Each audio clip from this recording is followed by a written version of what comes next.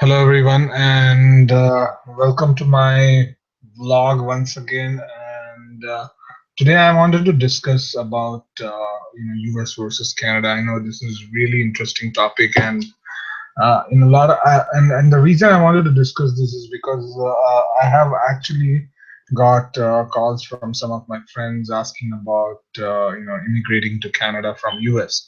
And the reason most of the times why people want to immigrate to Canada is that they have issues getting green card in US, or their H1B visa is about to expire, and they definitely feel that Canada being so close to United States is nothing but another United States, and they think that they will be able to lead exactly a similar lifestyle and probably have like immigration, like green permanent residency in Canada, have Canadian passport, and things would be exactly the same.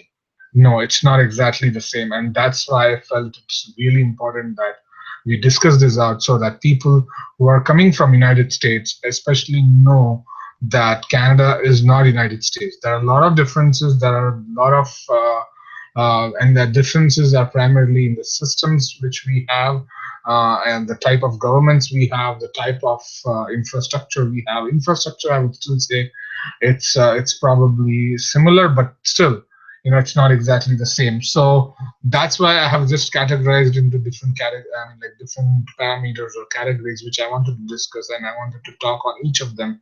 And I wanted the immigrants who are in the United States right now, and I may be biased over here. I'm specifically looking at individuals who are working in information technology, who are living in US for quite a few number of years, and the reason primarily they have not got their green card probably is because they might be from India or any of those countries where the wait times are really like wait times are really long for getting a green card, and that's when you cannot change jobs. You are looking for an employer who can actually sponsor your H1B again. You get desperate, and you definitely look towards Canada as your next country where you can call it home. So before you do that, I wanted you to actually consider some of these points and keep your mind prepared, because I have seen a lot of immigrants actually go through a shock when they actually come to Canada and they realize that, oh, this is not what I signed up for. I thought Canada is really different. So, and believe me, I'm not trying to say that Canada is not a great country. It's definitely a great country to live, but you have to embrace it, and you shouldn't compare that with the United States, which is very hard to say over here, because since we are so close to United States, we are all so close to United States. We travel to United States frequently, so we definitely will make comparisons. Like I myself go to US for shopping, and I always say that, yeah, you know what, the quality and the kind of selection which I get in the United States is really good. So that is definitely going to happen. But at the end of the day, if you're calling Canada your home, you're trying to make it your home, you better know that it's not the United States, and you know what you are actually going to get here. So let's talk about different categories over here. So number one being job opportunities. We all are here for jobs. If we don't have jobs, we won't be living in any of these countries, right? So in terms of job opportunities, United States, I would definitely give it 8 out of 10. And the reason I give it 8 out of 10 is because, firstly, it's a huge country. The population is more than 300 million, which is almost 10 times the population of Canada. There are a lot of business centers in US. You have New York, you have in the East Coast, you have Boston right over there, you have Chicago, you have the DC metro area. In the West Coast, you have the Silicon Valley, you have the Los Angeles area. So there are a lot of greater metropolitan areas in the United States with a large population, and which generates a lot of economic activity, which leads to a lot of jobs. So US has definitely more number of jobs. Great. There is also a lot of entrepreneurship, new businesses starting up. So definitely there are going to be more jobs. And on the other hand, in Canada, Canada, even though geographically it's a huge country, but 90% of the population lives on the border of United States and Canada, and namely being when and you can exclude Montreal because it's a French dominated area. I mean, like, people speak French over there, so obviously, I mean, a lot of new immigrants don't prefer Montreal except the immigrants from French-speaking nationals, French-speaking countries. And if you talk about again South Asians and people coming from subcontinent, most of the people prefer the Greater Vancouver area or the Greater Toronto area. Calgary again is no longer. I mean, like, Calgary was booming at a point a couple of years ago, but with the crash of oil prices, definitely there are not many jobs there in Calgary also, and a lot of immigrants are actually moving to Toronto from Calgary. So the definitely, Greater Toronto area is one place where most of the immigrants come in. Now, what happens if most of the immigrants come to these two cities? And Canada's population is still roughly about 35 million today, which means there's 1/10 of population, 1/10 of jobs, are probably even, I would say, not even 1/10, probably 1/20th of the jobs available in US. So this definitely creates a lot of competition, a lot of supply of labor, and it's very difficult to get jobs over here in Canada. And that's a problem. Like, we have a lot of shortage on blue collar workers, but obviously there are not many jobs in Canada. It's not easy to get jobs. It's not similar to United States. That's number one thing. On the flip side, if you're able to come with a job, then that's a different issue altogether. But I will talk about remaining factors as well. Even if you come with a job, right, you need to consider a lot of other things. Cost of living. That's what exactly I was coming to. Cost of living in Canada is, it's way more than United States. And the reason I say that is because everything basically is taxed at 13% in Canada, which easily bumps up the price of everything compared to United States. And the other thing is, being Canada being such a huge country, the cost of transportation, cost of getting goods from other places is pretty high, and the per capita distribution of the fixed cost obviously leads to more cost of commodities and goods, and thereby increasing the cost of living. So the cost of living is pretty high.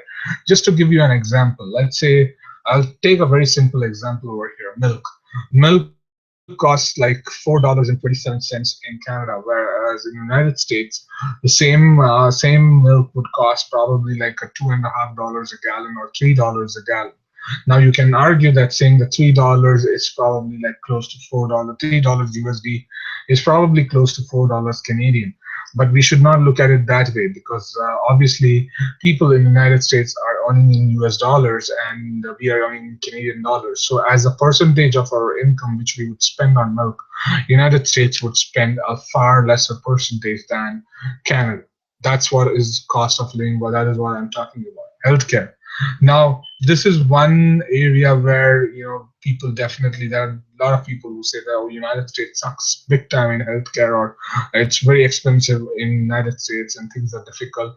Whereas in Canada has a social Medicare system due to which you have a very good coverage, and you probably think that, yeah, it's definitely better than United States. I would differ over here.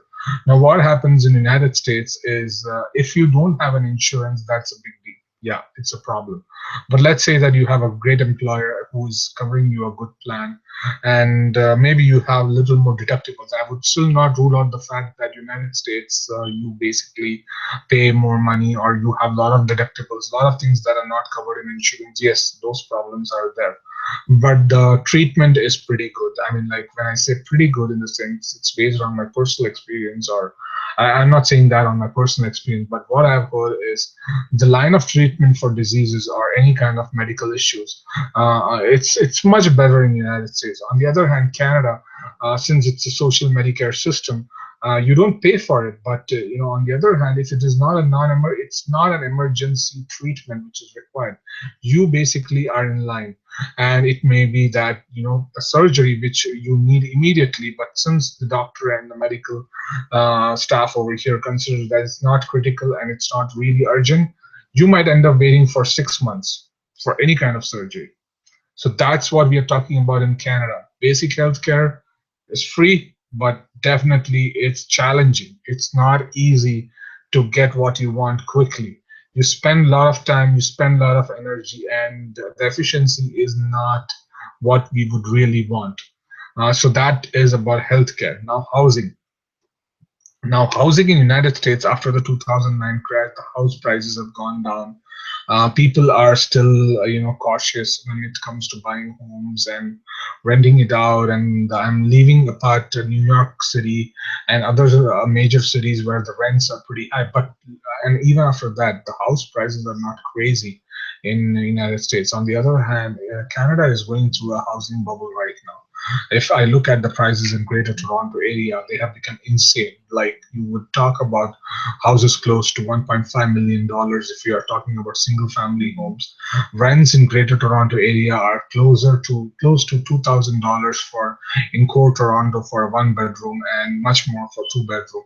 So there is definitely a lot of scarcity of housing. There are a lot of new immigrants coming in, which is definitely causing lots and lots of problems when it comes to housing. So housing is definitely more expensive in Canada than the United States. Car insurance, again, I'm just referring to Ontario here. It's nothing but it's a system of it's a what do you call it? It's a regulated and it's a proper system of someone literally stealing money from you. Let me put it simply in that way. It's really exorbitant. If you end up in an accident or something, God bless you. You're going to pay. You are going to cough up like double the premium which you were probably paying before. The rules are really strict when it comes to insurance. If you live in certain postal codes, again, you are penalized for not doing anything. So that's car insurance for you in a very simple word. Now coming to salary, as I discussed earlier, the job opportunities are more in the United States. Competition is more in the United States, which leads to higher salary. Whereas in Canada, exactly the opposite story. You have more supply of labor, lesser jobs, lesser salary. So that's what is on salary. Taxes. So for any social system, you've obviously got to tax everyone, and you've got to pay a lot of taxes. So Canada definitely has very high taxation system in which, just to give you an example, if you're an individual making $90,000 in sorry, $90,000 in Canada, you would end up paying at least $25,000 taxes. So I'm talking about a marginal tax rate of close to 30%. And if you're making more than 90,000, you would be the tax bracket you would fall in is 43%. So after 90,000, any every buck which you make, you would be paying 43 cents in taxes and taking home only 57 cents. That's a lot of money, and that's a lot of taxes. And the government is using those taxes to fund different initiatives or whatever. But at the end of the day, yes, taxes are a lot over here. Now, coming to permanent residency and immigration, this is why you probably are thinking even about Canada. Yes, Canada is definitely good on that front. It's much more easier than the United States to get a permanent residency here, eventually to get a citizenship.